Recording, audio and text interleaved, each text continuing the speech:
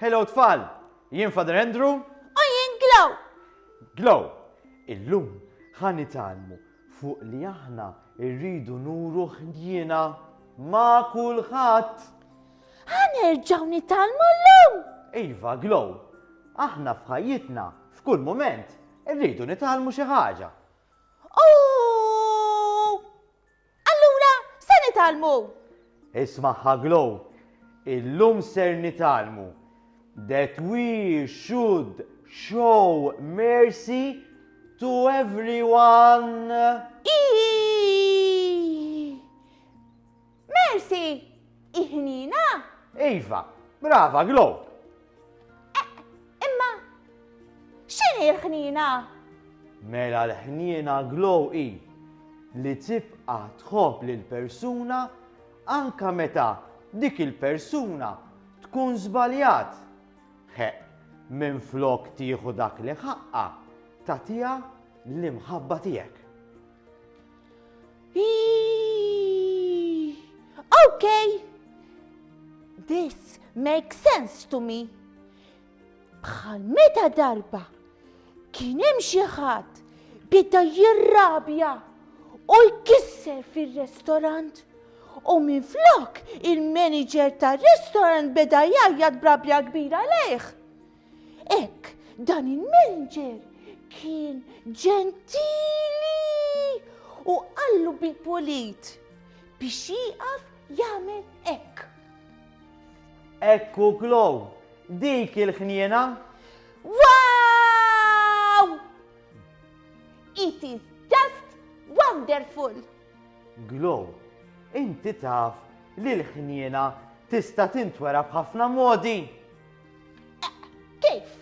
Mela, bħal meta tkun ġentili ma' min jirrabja. Bħal meta taħfer lil xi ħadd illi jkun weġġek.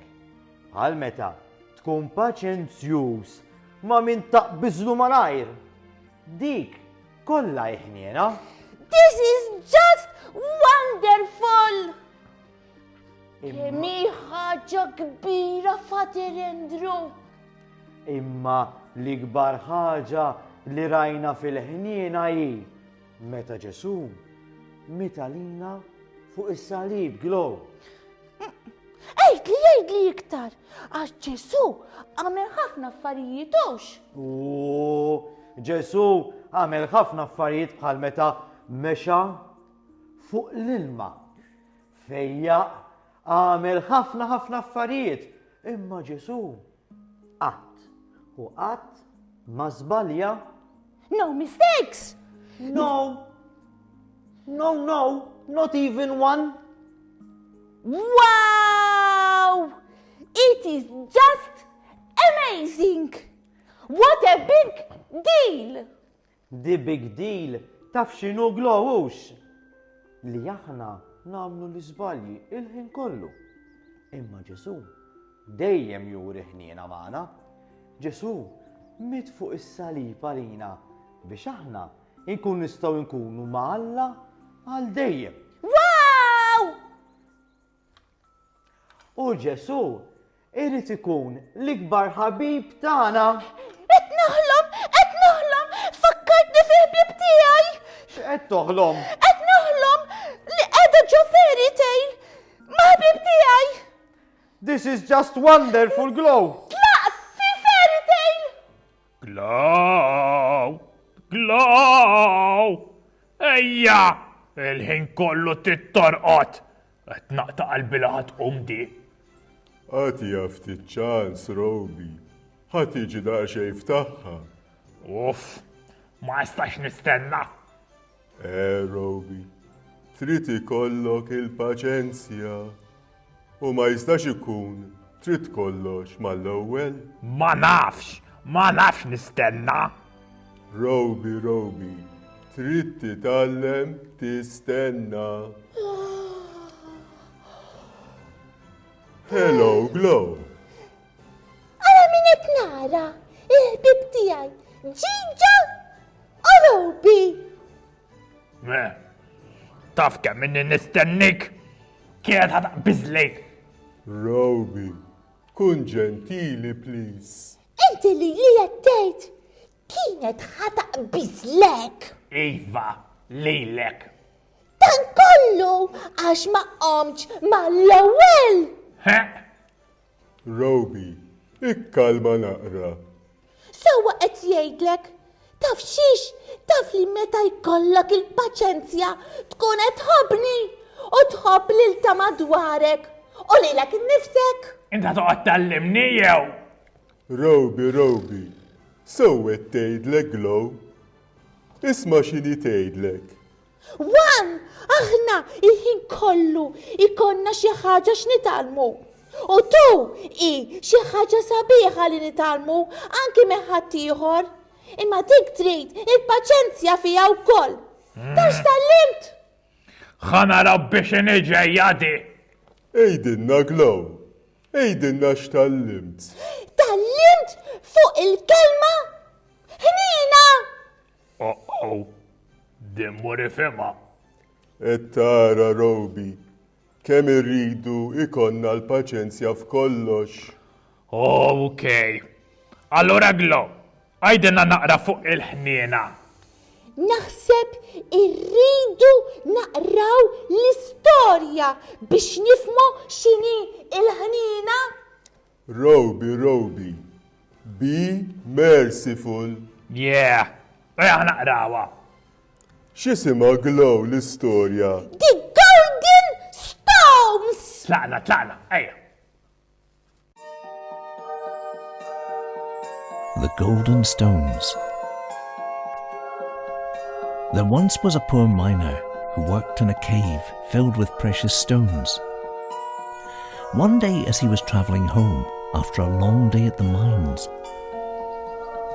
he was troubled by something in his shoe.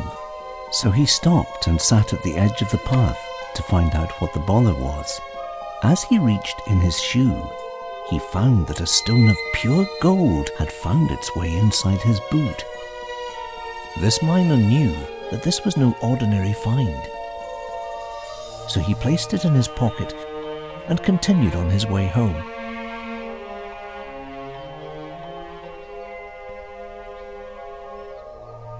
Well, it just so happened that each day, the miner found a new gold stone inside his shoe. And before very long had passed, he became quite rich. Even with all his gold, he would walk to and from his mine every day. One day, as the miner was walking,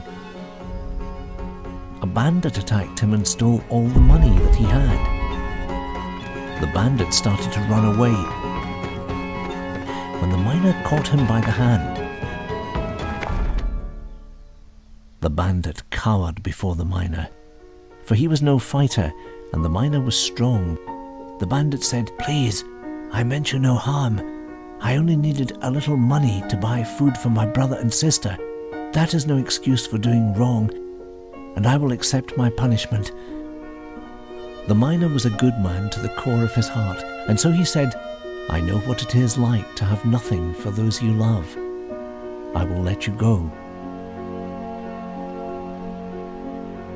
"Thank you," said the bandit. "Wait, I will do you one better. I will also give you something that may help you on your way," said the miner.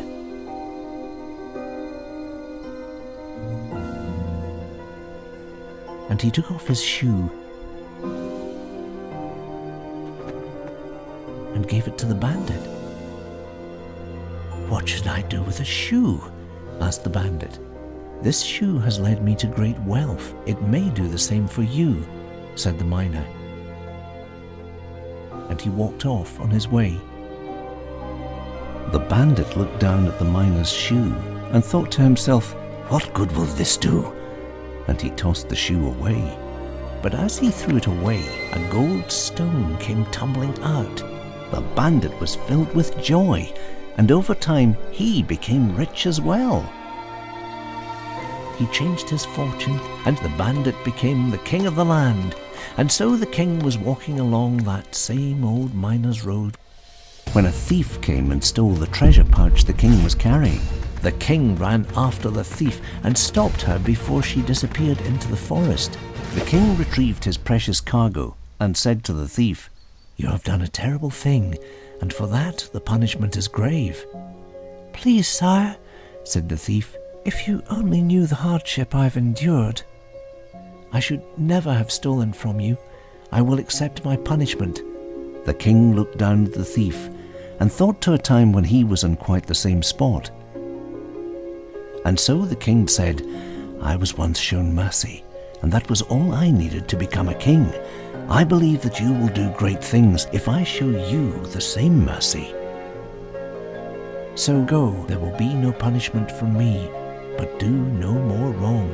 Who knows, you may even become a queen of a great land." And so the girl went on her way. And as she did, she felt bothered by something in her shoe. She bent down and found a golden stone tucked away. For the magic was not in the shoe. After all, it was just a shoe. But the magic was in the act of mercy that came from a pure heart, which is worth more than any stone of gold.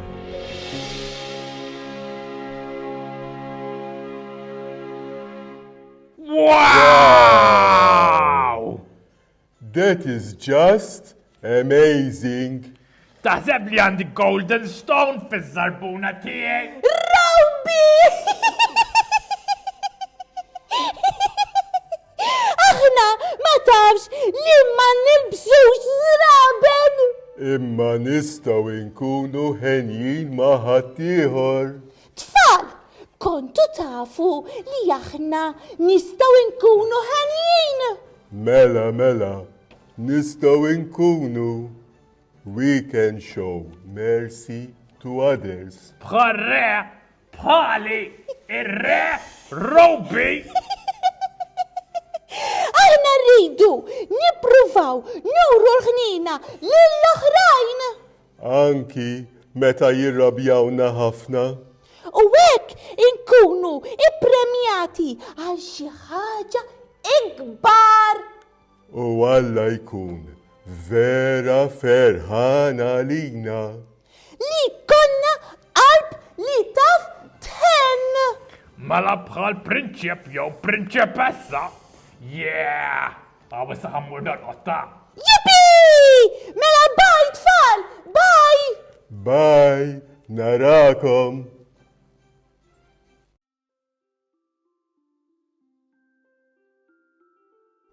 Hey, Glow! Jep! Aw edha! Glow, għandi sorpriża lik. Erġajna sorpriza! Jep, Kemm inħobbhom is-sorpriżi! Xejn! Xadina! le Glow ma ġibtlek xadina. Ili ngħidlek li mhux se nġiblek xadina.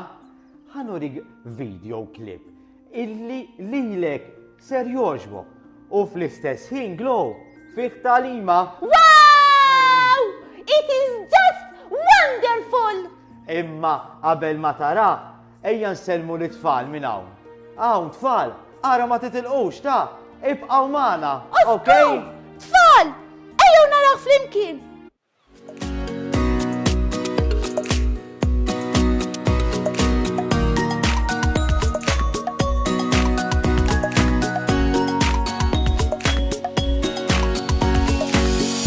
God has blessed us young people.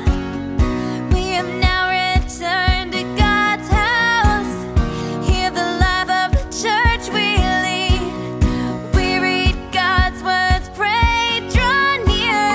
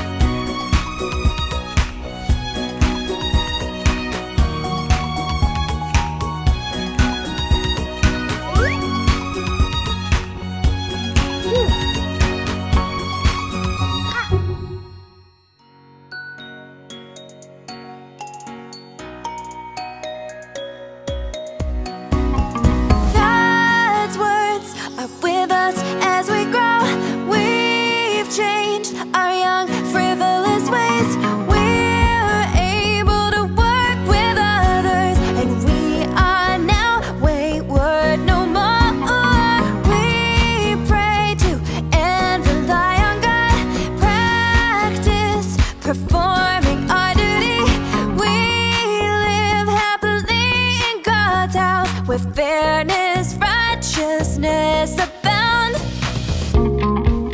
There is no fakery, treachery. Christ's kingdom is a home with glory. Almighty God, we thank and praise you. Almighty God, we thank and praise you. With all of our being, we praise you. Almighty God, we all praise you. Almighty God, we thank and praise you. Almighty God, we thank and praise you. With all of our being, we praise you. Bye, Tfal! Bye! Bye, tfal! God bless you!